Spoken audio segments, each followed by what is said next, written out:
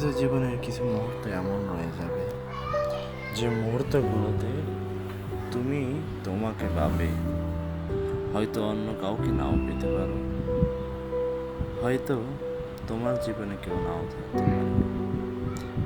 এমনই ভাবে তোমার দিনগুলো কেটে যাবে, মাস কেটে যাবে হাজারো বছর, তবে পাবে না তাহার দেখা, দেখতে পাবে না তাহারে। তাই প্রতিটি পথ চলায় নিজের সহায়তা নিজের জন্যই বহাল রাখা,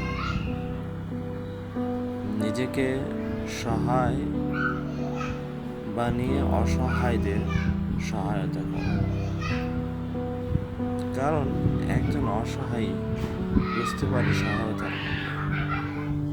তাই সহায়তাকে ক্ষুদ্র ক্ষুদ্র ভাবে জমিয়ে রাখো সেদিনের জন্য, যেদিন কোনো এক মানুষ অসহায় হয়ে তোমার নিকট সহায়তা চাবে।